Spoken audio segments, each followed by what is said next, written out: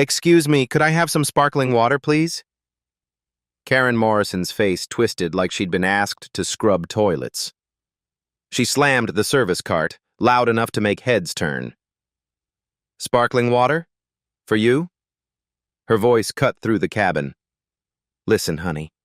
People like you should be grateful you're even on this plane. You probably used food stamps to buy that ticket. She leaned closer, wine bottle in hand. Red liquid sloshed near the rim. Your kind always wants special treatment.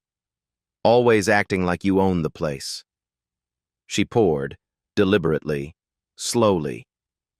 The wine hit Naomi's face, her hair, her cream suit, warm and sticky and humiliating. Passengers laughed. Phones came out recording and live streaming. Nobody moved to help. Naomi sat there, soaked, alone against the world. But Karen made one mistake. She never looked at what was clipped beneath that wine-stained jacket. In 60 seconds, she would be the one begging. Let's rewind to 2 hours earlier. Flight 2847 sat at gate B-17 in Dallas-Fort Worth International. Tuesday morning, 9:45. The first-class cabin smelled like leather and fresh coffee. Overhead bins clicked shut. Sunlight streamed through oval windows, painting stripes across empty seats. Dr. Naomi Sterling was the last to board. She'd been on a conference call that ran late. 3 days at a medical summit. 72 hours of presentations, networking, handshakes that never seemed to end. Her feet ached in designer heels. Her mind buzzed with acquisition numbers and merger clauses. She smiled apologetically at the gate agent, scanned her boarding pass, walked down the jet bridge, pulling her carry-on behind her. At 42, Naomi had learned to move through the world with quiet confidence. Her natural hair was styled in an elegant professional twist. Her cream Armani suit fit perfectly, tailored last month in Manhattan. On her left hand, a wedding ring caught the light. 15 years married. 2 kids waiting at home. She was exhausted. Her daughter had a piano recital tonight at 7. She couldn't miss it. Not again. Naomi found her seat. 2A. Window side, first row. She lifted her leather Hermes briefcase into the overhead bin, settled into the wide seat, pulled out her tablet. The screen glowed with confidential documents. Sterling Biotech's acquisition of a smaller pharmaceutical company, $2.3 billion. The board meeting was tomorrow morning. Everything had to be perfect. She ordered chamomile tea from a passing flight attendant. A black woman, maybe 50, with kind eyes and 20 years of smile lines. Right away, Dr. Sterling, the woman said warmly. Her name tag read, Rebecca Davis, lead flight attendant. Naomi thanked her, declined alcohol. Big day ahead, clear head needed. Across the aisle in seat 1C, a silver-haired white man read the Wall Street Journal. Gregory Hammond, though Naomi didn't know his name yet, retired federal judge, federal. Distinguished. Observant. In 3B, a young white woman typed frantically on her laptop. Sarah Jenkins, marketing executive, 28, ambitious, always recording content for her social media channels. In 4A, a Latino man in business casual scrolled through his phone, smiling at a video. David Martinez, small business owner, recording a message from his daughter. The cabin hummed with the sound of 100 small movements, seatbelts clicking, bags zipping, quiet conversations. Then Karen Morrison emerged from the galley. 38 years old, 12 years with Dallas Regional Airlines, perfect makeup covering a permanent sneer, blonde hair pulled back so tight it looked painful. Manicured nails drummed against the service cart. She scanned the first-class cabin. Her eyes landed on Naomi. Something flickered across Karen's face. Disgust, suspicion, entitlement. Rebecca noticed. She'd worked with Karen for 3 years, knew that look, had seen it 17 times before. 17 documented passenger complaints, all dismissed by HR, all involving people of color. Karen, I'll handle rows 1 through 4, Rebecca said quickly. I've got it, Karen replied. Her voice was ice. Rebecca wanted to argue, but they had the same rank. Senior flight attendants. Karen had seniority by 6 months. That mattered here. Rules mattered, even when they protected the wrong people. Karen wheeled her cart down the aisle, offered orange juice to Gregory, champagne to a businessman in 1D, smiled at Sarah. Her teeth were white and straight and completely fake. She stopped at Naomi's row, said nothing, just stared. Naomi looked up from her tablet, smiled politely. "Good morning." Karen's jaw tightened. She moved on without a word. Rebecca watched from the galley. Her stomach twisted. She'd reported Karen's behavior so many times. 17 formal complaints. 17 times management had said, "We'll look into it." 17 times, nothing changed. The captain's voice crackled over the intercom.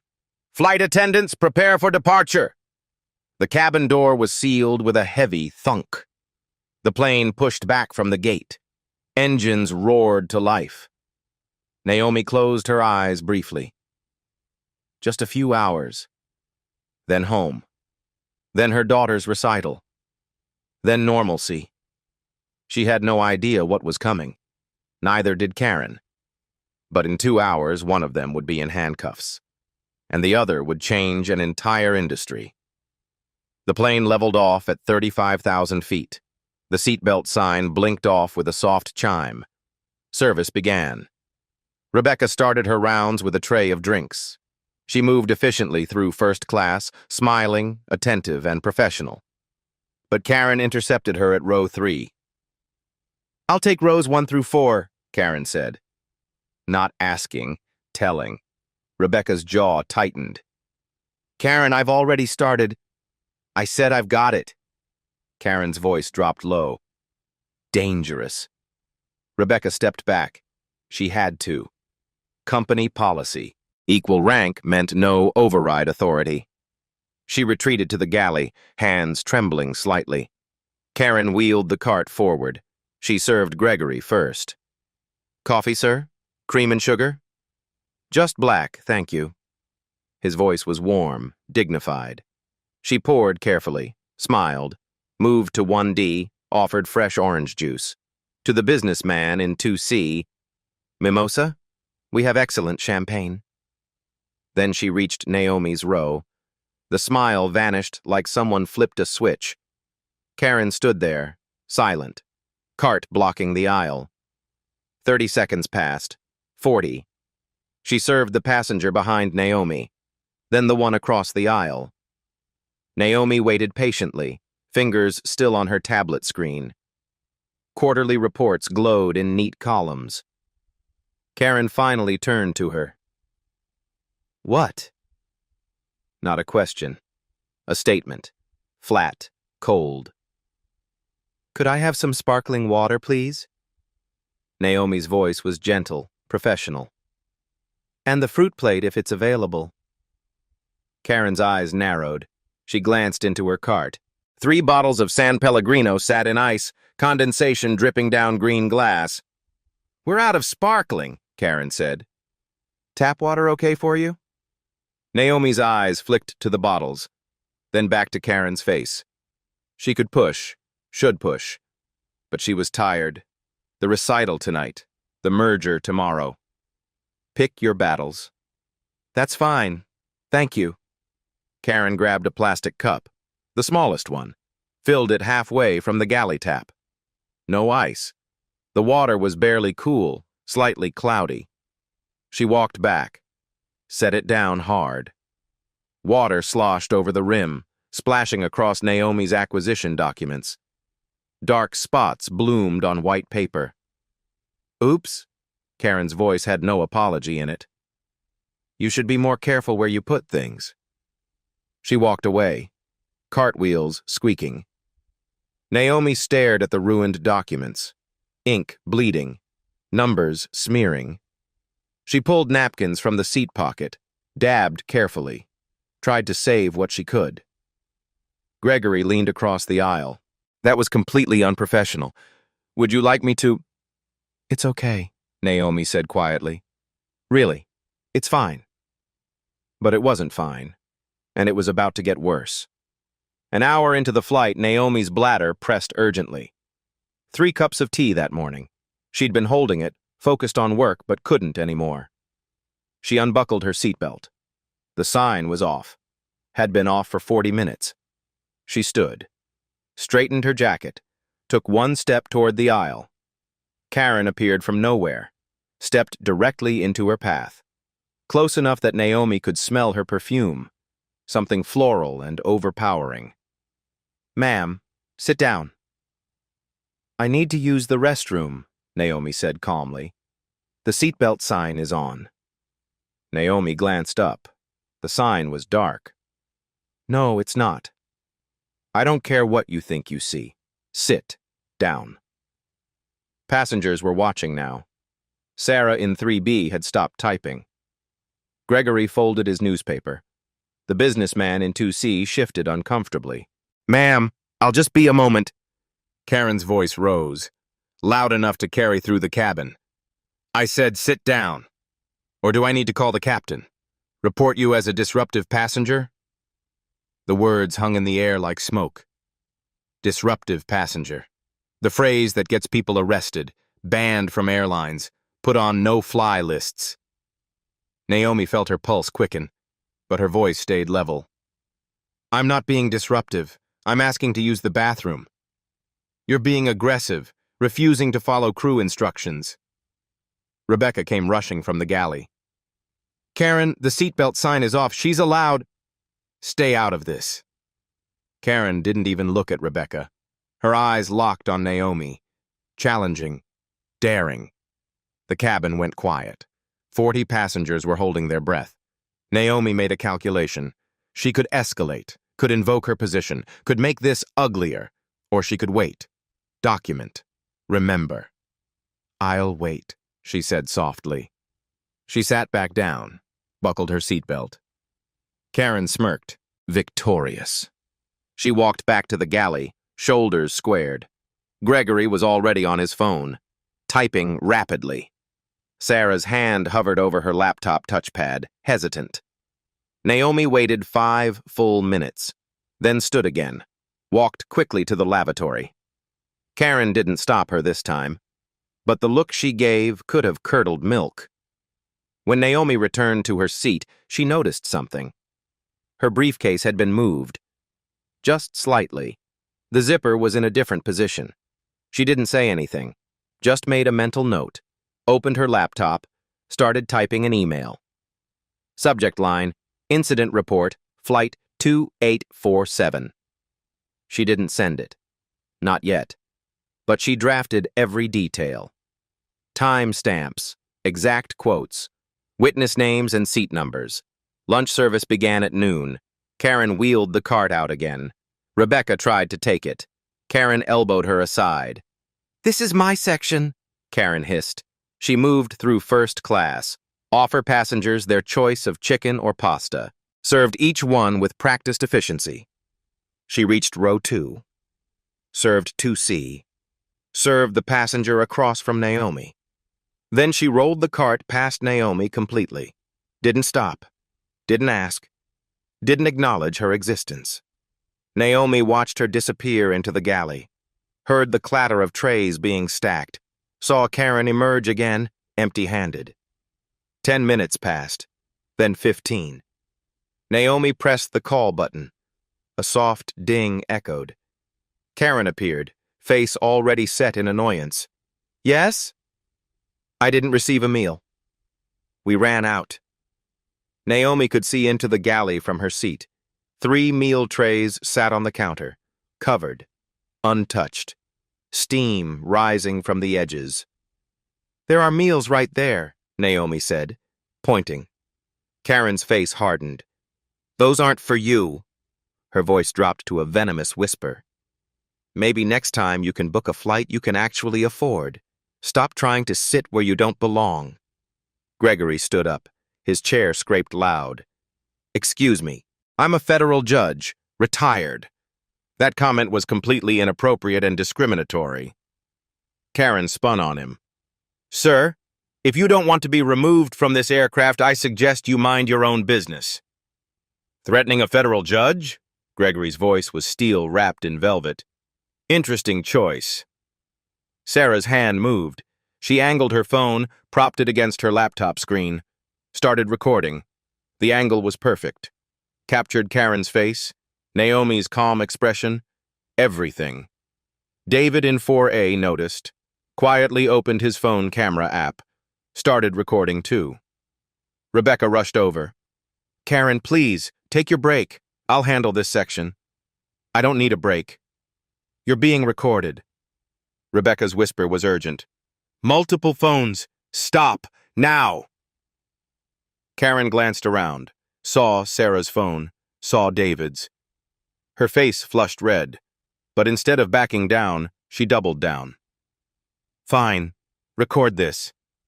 She grabbed a meal tray from the galley, slammed it onto Naomi's tray table. The plastic lid cracked.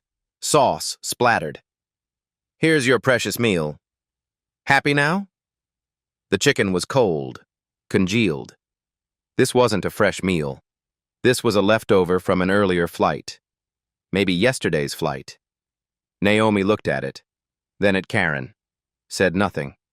Rebecca's face went pale. Karen, crew rest area, now. That's an order. We have the same rank. You can't order me anywhere. I'm lead attendant on this flight. Go, or I'm calling the captain. Karen finally left, but not before shooting Naomi one final look. Pure hatred distilled into a glance. Rebecca knelt beside Naomi's seat. Dr. Sterling, I am so deeply sorry. This is unacceptable. Please, let me get you a fresh meal, whatever you want. Naomi's voice was quiet, tired. How did you know my name? Rebecca hesitated. I recognized you. From the business news. You're on the board of our parent company. Does she know? Karen? No. She never reads the company newsletters, never attends meetings. She just shows up and does the minimum. Naomi nodded slowly. Rebecca, don't tell her, not yet. But, please, I need to see how far this goes. Rebecca looked like she wanted to argue, but she nodded. Brought Naomi a fresh meal. Apologized 3 more times. Went back to the galley looking like she might cry. Naomi ate slowly. The food tasted like ash. Her hands were steady. Her face was calm. But beneath her cream jacket, her heart pounded, and her fingers touched the corporate ID badge clipped to her blouse. Not yet, she thought. Let her dig deeper. Let the hole get deeper. Karen was in the back galley, scrolling through her phone, texting her husband, complaining about entitled passengers who didn't know their place. She had no idea she'd just ended her career, but she was about to find out. Karen stayed in the crew rest area for exactly 12 minutes. Rebecca had ordered her to stay there for the remainder of the flight. But Karen didn't take orders. 12 years with the airline, 17 complaints. Nothing ever happened. She was untouchable. She emerged from the galley like a storm returning. Makeup touched up, smile back, eyes cold. Karen, I told you, Rebecca started. I'm fine now. I want to apologize to the passenger. Rebecca's instincts screamed danger. But what could she say? Karen was offering to apologize. That's protocol. De-escalate. Make peace. I'm coming with you, Rebecca said. Not necessary. Karen loaded a cart, desserts, wine bottles, 3 red, 2 white. She wheeled it down the aisle, stopping at each row, plastic smile in place. Gregory declined dessert. Sarah took coffee, phone still recording behind her laptop. David accepted cheesecake, his camera angled perfectly. Karen reached Naomi's row. Naomi was working on her tablet, financial projections, merger details. She didn't look up immediately. Dessert? Karen's voice was false sweetness. Naomi looked up, saw the wine bottles, the tension in Karen's jaw. No, thank you. I don't drink alcohol during work hours. Karen's smile cracked. Work hours? She laughed, sharp and cutting. What work could you possibly do that matters? The cabin went silent. Naomi set her tablet down slowly. Excuse me? I'm curious. What job lets you afford first class? Or did someone else buy your ticket? The implication landed heavy. Sugar daddy. Escort. Anything but earned. That's inappropriate, Naomi said, voice level. Is it? Karen leaned on the cart. Because you people always act like you belong here. Designer clothes are probably fake. Expensive bags are probably knockoffs, playing dress-up. Gregory stood, full height. I am Federal Judge Gregory Hammond. You need to stop immediately. Karen barely glanced at him. Everyone's somebody important these days. I'm warning you. You're warning me? I'm a crew. I have authority, not you. Sarah spoke from 3B. I'm recording this. This is discrimination. Karen's head snapped toward her. Put that phone away or I'll have you arrested. That's not a real law, Sarah said, hand shaking. Want to test it? Want airport jail? Karen smiled coldly. Sarah's phone lowered slightly. Karen turned back to Naomi, emboldened. She picked up a wine bottle, held it casually. I think you snuck up here from Coach. It happens. People like you taking what isn't yours. Naomi stood slowly, deliberately, done sitting, done taking it. I paid for this seat. I have every right to be here. Do you think so? Karen's voice dropped, venomous. Everywhere I look, people who don't belong, people getting jobs they're not qualified for, promotions they didn't earn, diversity quotas. Rebecca rushed down the aisle. Karen, stop. No, I'm tired of being quiet. Karen stared at Naomi. Your kind needs to learn your place. Stop acting equal. Stop trying to take what belongs to us. The words exploded through the cabin. Us. Your kind.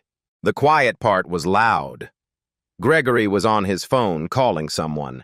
David is recording openly now. A Korean woman in row 5 started crying. A black businessman stood up. That's enough. Apologize. Sit down or security will be waiting, Karen snapped. Naomi felt every microaggression she'd ever endured crystallize in this moment. Every store where she'd been followed.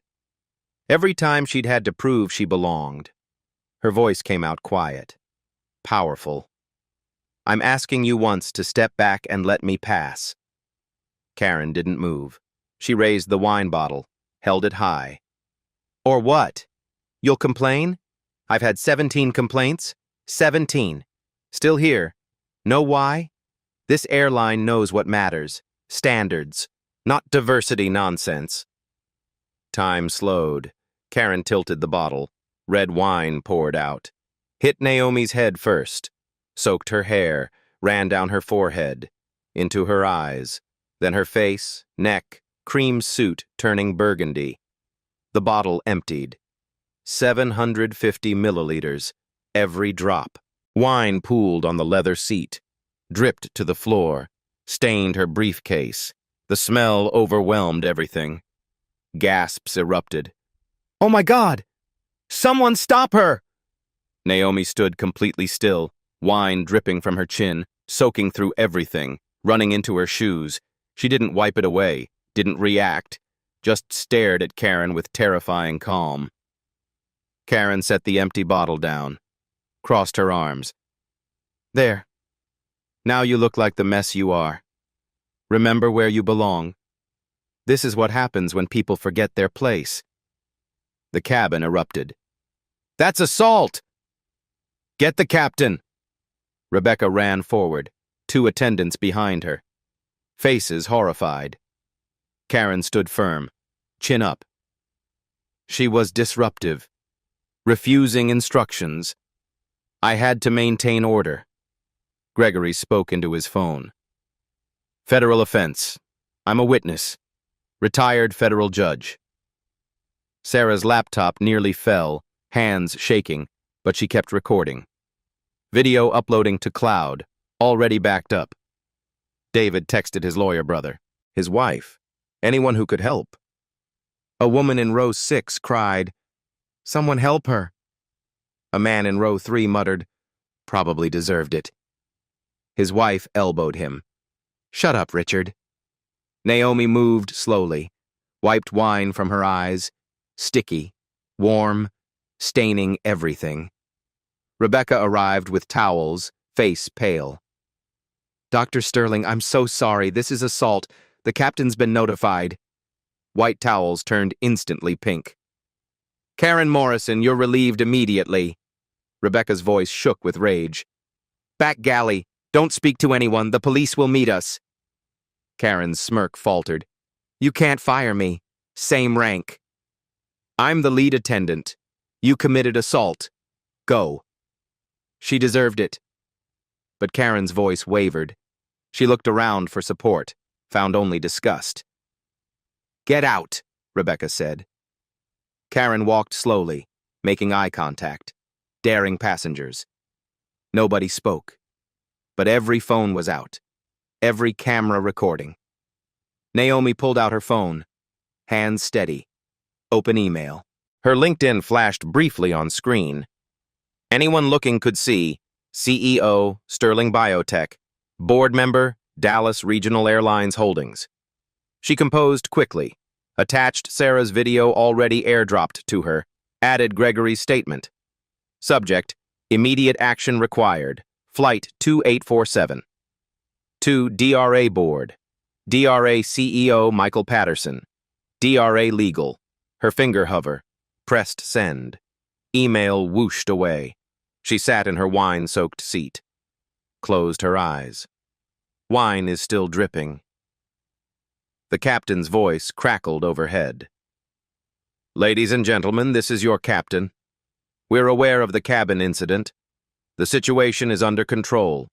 The flight attendant has been removed from duty. Law enforcement will meet us upon landing. We apologize." The cockpit door opened.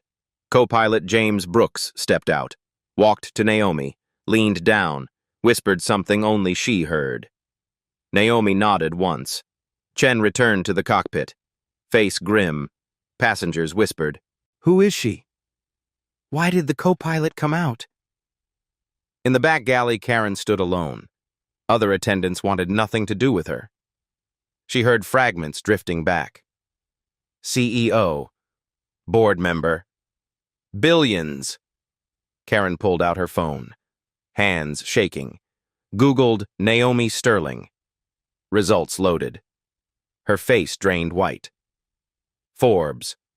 Dr. Naomi Sterling, named CEO of Sterling Biotech. WSJ. Sterling Biotech closes 2.3B acquisition.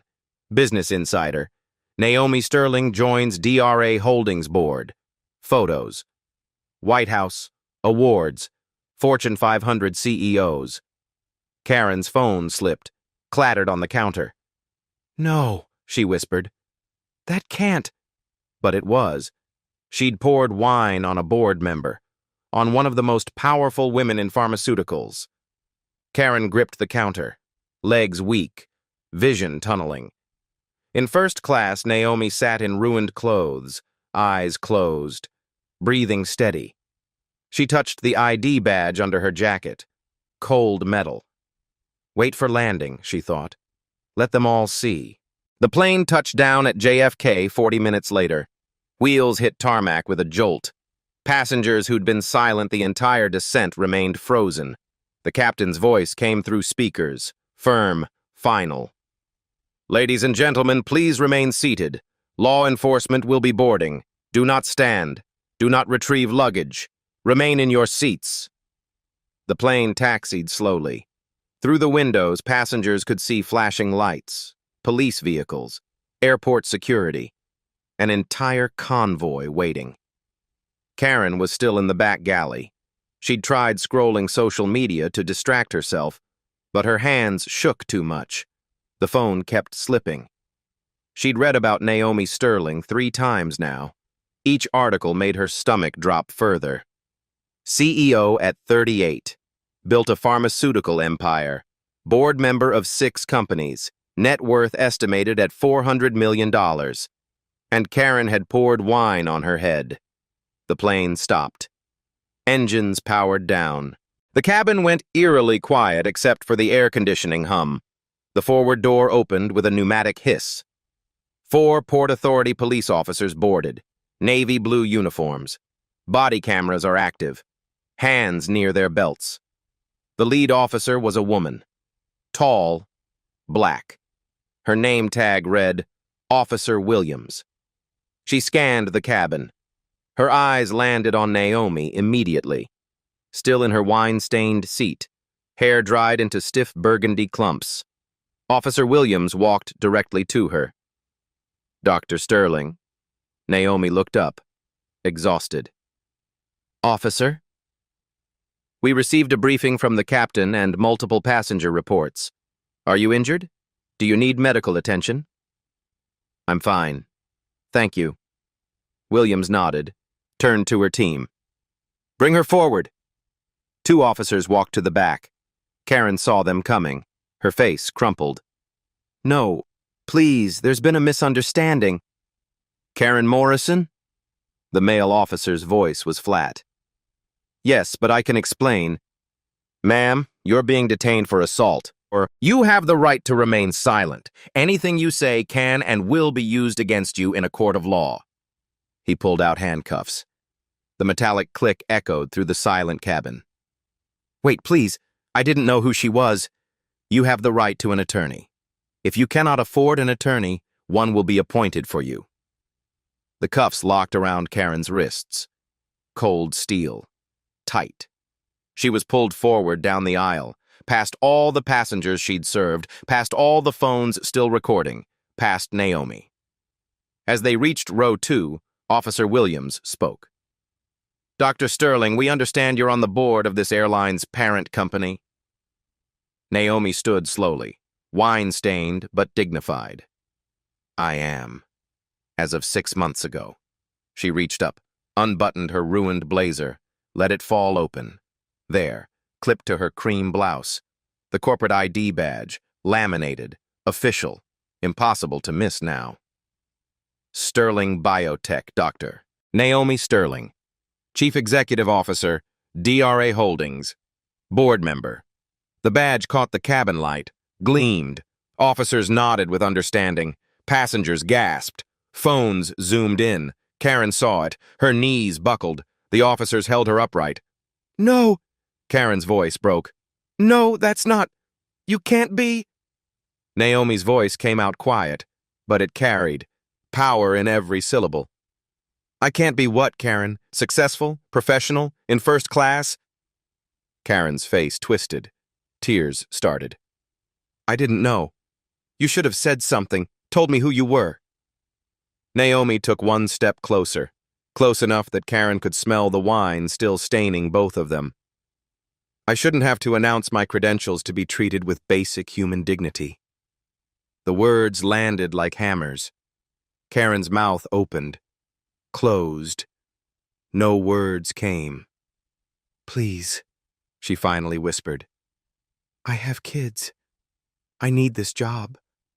I'm sorry. I'm so sorry.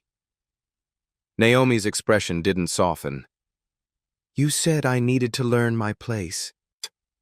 Karen was sobbing now, mascara running, handcuffs rattling.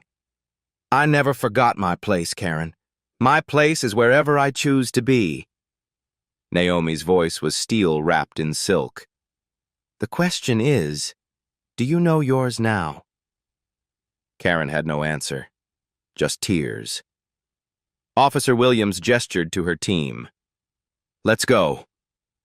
They escorted Karen toward the exit.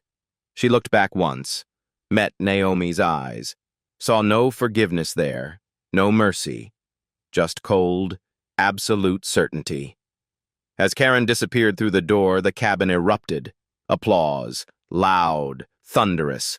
40 passengers on their feet. Yes! That's what I'm talking about. Justice! Gregory was clapping the hardest. Sarah was crying and clapping simultaneously. David pumped his fist in the air. Naomi didn't smile, didn't acknowledge the applause. She just nodded once, weary. Rebecca appeared with a clean airline shirt. "Dr. Sterling, there's a car waiting for you, private. We'll have your luggage delivered directly to your home." "Thank you, Rebecca." "And—" Rebecca's voice cracked. "Thank you for not just letting this go, for making them see." Naomi touched her arm gently. "You tried to stop her. That matters." Officer Williams returned without Karen. "Dr. Sterling, we'll need your full statement. But we have everything we need from videos and witnesses. We can schedule a time convenient for you." Gregory stepped forward. "I'm Federal Judge Gregory Hammond, retired. I witnessed everything. I'll provide full testimony." "I recorded it all," Sarah added, wiping tears. "Unedited, time-stamped, already uploaded to cloud storage." "Earlier footage of microaggressions too," David said. "Happy to share." Williams took notes, collected contact information, handed Naomi her card. "The DA will be in touch. This is assault. Given the circumstances and evidence, prosecution will be aggressive." Naomi nodded, took the card. As she walked toward the exit, passengers stood, not applauding anymore, just standing, respectful, reverent. A young black woman in row 8, maybe 25, whispered as Naomi passed. "Thank you.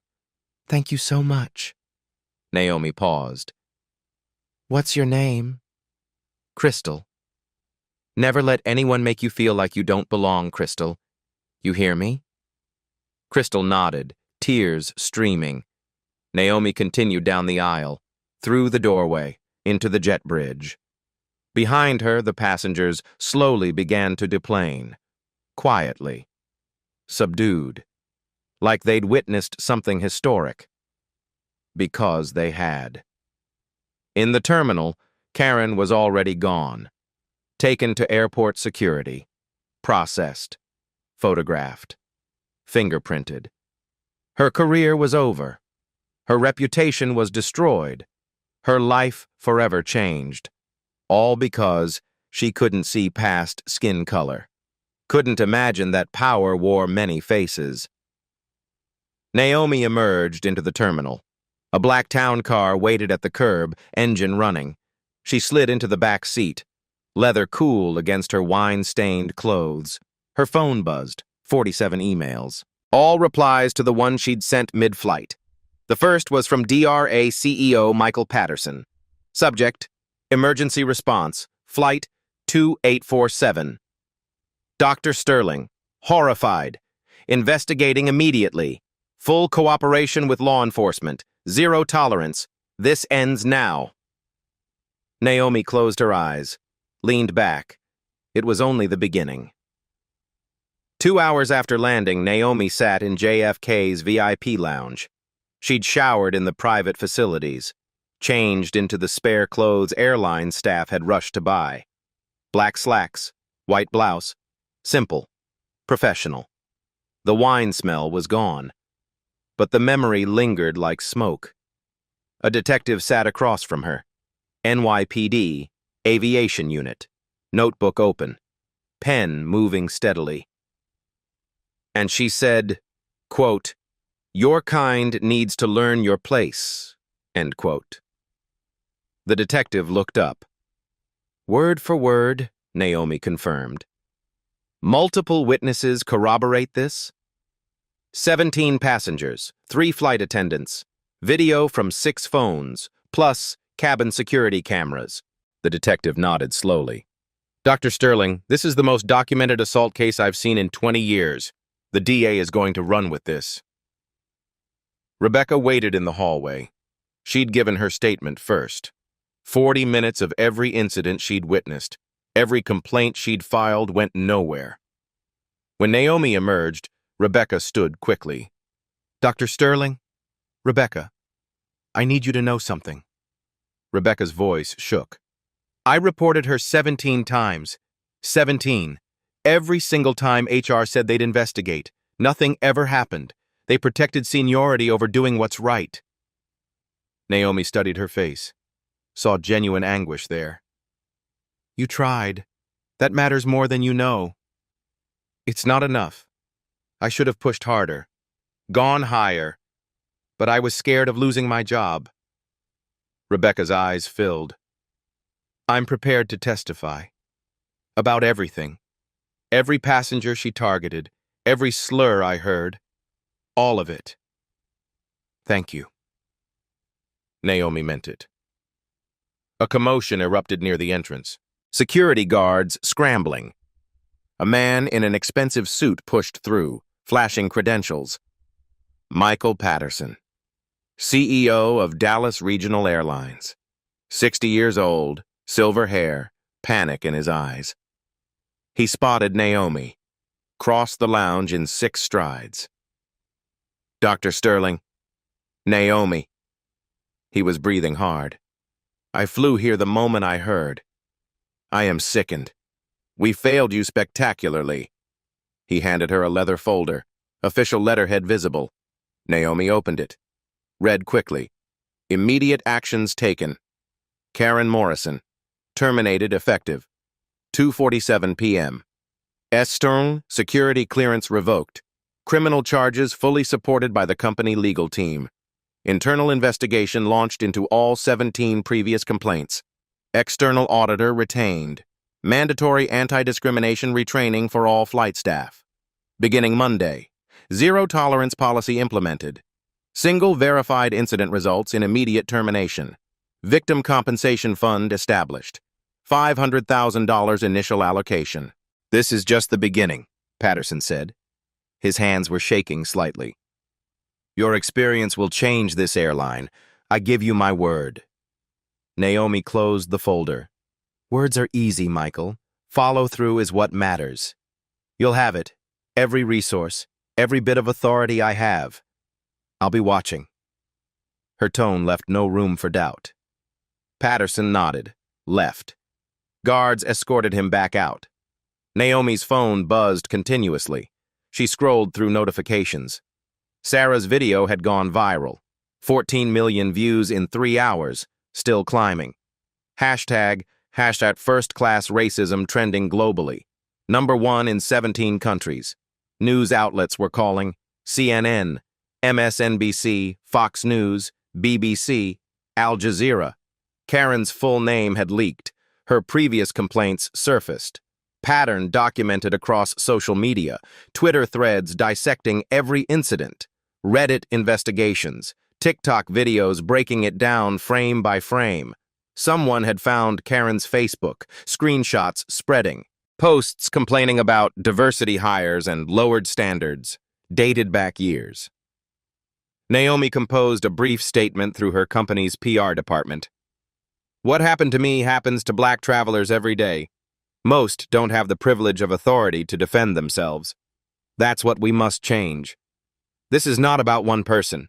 It's about systems that enable discrimination. Those systems end now. She hit send. Meanwhile, in Queens, Karen sat in a processing cell, still in her uniform, mascara streaked, handcuffs finally removed. A court-appointed attorney had just delivered the news. Fired from the airline. Termination letter delivered by courier during booking. Criminal charges, assault, federal hate crime enhancement pending, interfering with flight crew, arraignment scheduled for tomorrow morning, bail hearing immediately after. Her phone had been confiscated, but she'd seen enough before they took it. Her name is everywhere, her face on every news site. Death threats flooding her social media. Her address leaked. Reporters camped outside her house. Her husband had called the attorney, filing for separation. He worked in corporate law, knew this was career-ending for both of them. Their kids had been pulled from private school. Tuition is suddenly unaffordable.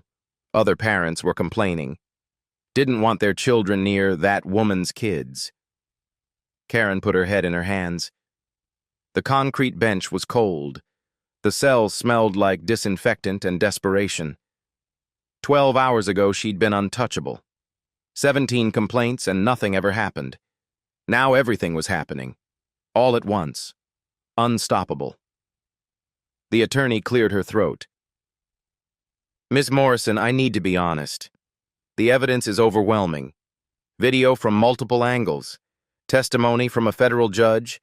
The victim is a CEO and board member. The DA wants to make an example. What does that mean? Karen's voice was small. It means this is going to trial, and we're going to lose. Karen started crying again. Gut-wrenching sobs that echoed off concrete walls. Justice was coming. And it was not gentle. 2 weeks later, DRA's internal investigation was in full swing. 6 auditors occupied corporate headquarters. Laptops open, files stacked high, video footage on loop. They reviewed every flight Karen had worked in 5 years. Every complaint, every interaction. The pattern was undeniable. 47 additional complaints surfaced, all from passengers of color, Black, Latino, Asian, Middle Eastern. 0 from white passengers. Other flight attendants came forward under anonymity. She'd refused to serve them, say we ran out when we hadn't. She called an Indian passenger curry breath in the galley. HR knew. We reported it. Nothing happened. The VP of HR was placed on leave. 2 managers resigned. The complaint system was rebuilt completely. Month 2 brought criminal proceedings. The Manhattan DA assembled a grand jury. Evidence took 40 minutes. Jury deliberated 12. Karen Morrison was indicted on multiple charges. Assault in the 3rd degree. Federal hate crime enhancement. Interfering with flight crew duties. Endangering aircraft safety. Karen's public defender tried negotiating. First-time offender, 2 children, probation and community service. DA Marcus Williams didn't blink. This case is going to trial. It's too important. Media coverage exploded. Naomi agreed to 1 interview. 60 minutes, 22 million viewers. She sat composed, professional. The wine-stained suit displayed beside her. This isn't about one bad flight attendant. It's about systems that protect discrimination. 17 complaints weren't enough. How many people suffered because the system valued seniority over safety? What do you want from this? Real change, policy reform, and I want every person who's been discriminated against to know they can fight back. The interview went viral instantly. Month 3 brought a civil lawsuit. Naomi filed against Karen, DRA, and DRA Holdings despite her board position. Her attorney, Patricia Johnson, laid it out. We're seeking $8.5 million. Dr. Sterling isn't keeping it. Naomi stood at the press conference. Any settlement funds 3 initiatives: discrimination training for aviation, legal defense fund for passengers who can't fight back, scholarships for diverse aviation candidates. A reporter called out, "Why sue the company you're on the board of?" "Because I'm part of the system. If it's broken, I'm responsible for fixing it. This ensures accountability at every level." Month 5, the criminal trial began. Manhattan Criminal Court. Judge Helena Rodriguez presiding. The courtroom was packed. Karen arrived in modest clothes, no makeup, trying to look sympathetic. It didn't work. Day 1 brought video evidence. Sarah's footage played on screens, crystal clear. Damning. Karen's voice echoed, "Your kind needs to learn your place." The wine is pouring. Karen's smirk. The jurors' faces were stone. 2 women cried silently. Day 2 brought witnesses. Sarah described everything. Microaggressions, escalation, deliberate cruelty. Gregory testified next. 40 years as a federal judge. Unimpeachable credibility. I never witnessed discrimination this blatant. She didn't just assault Dr. Sterling, she assaulted her humanity. Day 3 brought Rebecca. 2 hours of testimony. 17 witnessed incidents. Copies of ignored complaints. I reported her after she refused to serve a black family. claimed she was busy. She was on her phone in the galley. What happened? Nothing. HR said they'd investigate. Never heard back. Defense tried painting it as job stress. Bad day, not racial. Prosecution destroyed that with pattern evidence. 47 complaints. Every victim is a person of color. Statistical analysis proved intentional targeting. Day 4 brought Naomi. Navy suit, simple pearls, quiet power radiating. She walked through every detail. Water, bathroom, meal, wine. She didn't pour wine because I was disruptive. She poured it because she couldn't tolerate a successful black woman in first class. In her worldview, people like me don't belong there. She described missing her daughter's recital, the trauma, the humiliation. Then the bigger picture. How many others? How many without cameras? How many who just accepted it? Defense cross-examined. Couldn't you have de-escalated by identifying yourself? Naomi's response was immediate. I shouldn't have to prove my worth to be treated with dignity. My humanity should be enough. Applause erupted. The judge allowed it briefly. Day 7, jury deliberation, 2 hours. Quick meant consensus. Has the jury reached a verdict? We have, Your Honor. On assault in the 3rd degree? Guilty. Federal hate crime enhancement? Guilty. Interfering with flight crew duties? Guilty. Karen collapsed. Her attorney caught her. Sobs echoed. Sentencing came 2 weeks later. Judge Rodriguez was thorough. Ms. Morrison, you held authority. Trust. You abused it systematically. 48 documented times. Not a mistake. A choice. A pattern of hatred. The sentence. 18 months incarceration. 3 years probation. 500 hours of community service at civil rights organizations. Mandatory counseling. Restitution. $250,000. Permanent ban from customer service. This reflects the seriousness of denying civil rights under authority. Karen was led away in handcuffs, still crying, still broken. The civil case was settled 3 weeks later. DRA Holdings paid $8.5 million. Full admission of failure. Mandatory reforms across all airlines. 3 executives fired. VP of HR. 2 regional managers who'd ignored complaints. Rebecca was promoted to Director of Cabin Services and Inclusion, first black woman in that role. New protocols were implemented immediately. 2 months later, 60 Minutes aired a follow-up. They tracked passengers from Karen's previous flights, people who'd suffered, never reported. An elderly black woman wept on camera. I thought it was just how things were. Didn't know I could fight back. Naomi's legal fund had helped 23 passengers. $1.2 million raised. 40 students of color in aviation programs through scholarships. Change was happening. Real, measurable change. All because one woman refused to accept that dignity was negotiable. 6 months later, Naomi booked Flight 22847 again. Same route, Dallas to New York, deliberately. She needed closure. Needed to reclaim that space. Seat 2A, window side, same leather seat, same overhead bin. But everything felt different now. The crew was new, diverse, younger. They moved with genuine warmth, not forced politeness. Rebecca led them. She greeted passengers at the door personally. When Naomi boarded, Rebecca's face lit up. Welcome aboard, Dr. Sterling. It's an honor to have you. Thank you, Rebecca. Congratulations on your promotion. I couldn't have done it without you. Naomi settled into her seat. The cabin smelled like coffee and possibility. Sunlight streamed through the windows. Everything was ordinary, safe, as it should have been 6 months ago. A young black woman approached, maybe 24. Flight attendant uniform, crisp and new. Her hands trembled slightly, holding a tray of water glasses. She stopped at Naomi's row, took a breath.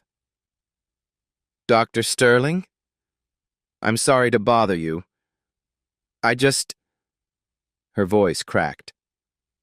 I wanted to say thank you. Naomi looked up, smiled gently. For what? I'm in this job because of your scholarship fund.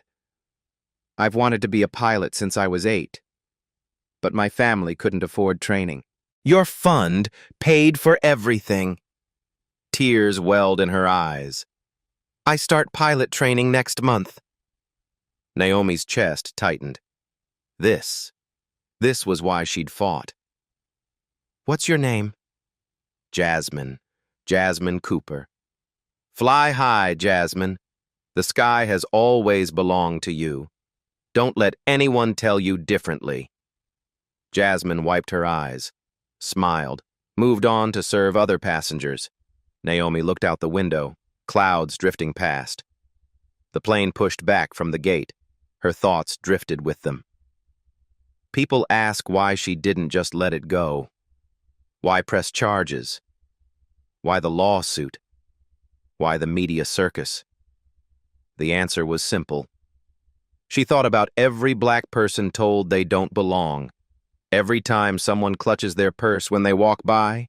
Every time they're followed in stores. Every time they're asked to prove they paid for their own success. Karen poured wine on her. But racism pours contempt on people every single day. The difference was power.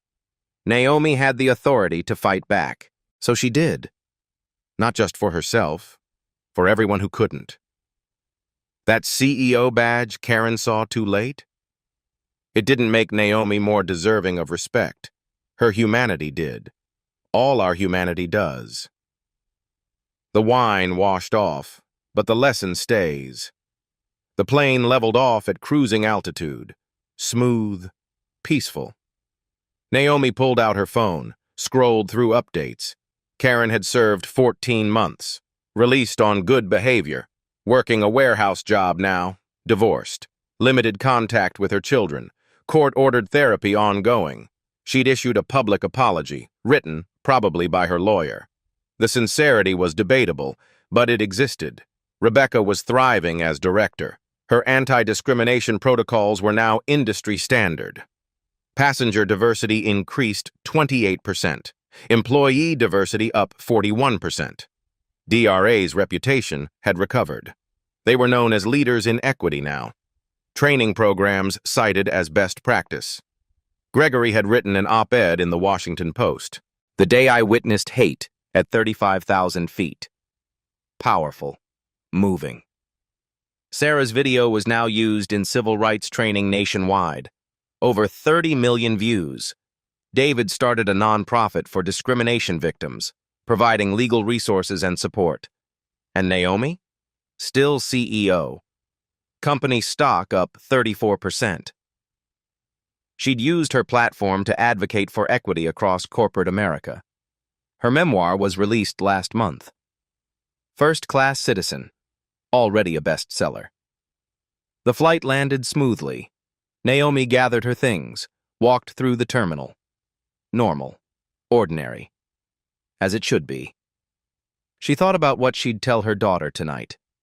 The lesson behind everything. Your worth isn't determined by badges or titles or bank accounts. It's inherent. Undeniable. Yours by simply being human. But when you have power, use it. Not just for yourself, for everyone who comes after. Change the systems. Don't just survive them. If you've experienced discrimination, you're not alone. Document everything. Record when safe. Report always. Your voice matters. Your experience matters. You matter. Karen thought she could put Naomi in her place. She was right about one thing. Naomi has a place. Her place is wherever she chooses to be. And so is yours. If this story moved you, share it. Someone needs to hear it. Someone who's been told they don't belong. Someone who's afraid to fight back. Someone who needs to know that justice is possible. Comment below. Have you witnessed discrimination? Have you experienced it? How did you respond? Your story could be next. Your voice could change everything. Subscribe to Black Voices Uncut if you believe dignity isn't negotiable, that respect isn't earned by credentials, that humanity matters more than status. One final question for you. Karen served 14 months in prison, lost her career, her marriage, her reputation. Was that justice? Too harsh for pouring wine and saying hateful words? Or not enough for 48 documented incidents of discrimination? You decide. Because justice isn't always simple. But respect, dignity, basic humanity, those should be. Know your worth. Stand your ground. The world belongs to all of us. Not just some of us. All of us. At Black Voices Uncut, we don't polish away the pain or water down the message. We tell it like it is because the truth deserves nothing less. If today's story spoke to you, click like, join the conversation in the comments, and subscribe so you'll be here for the next Uncut Voice.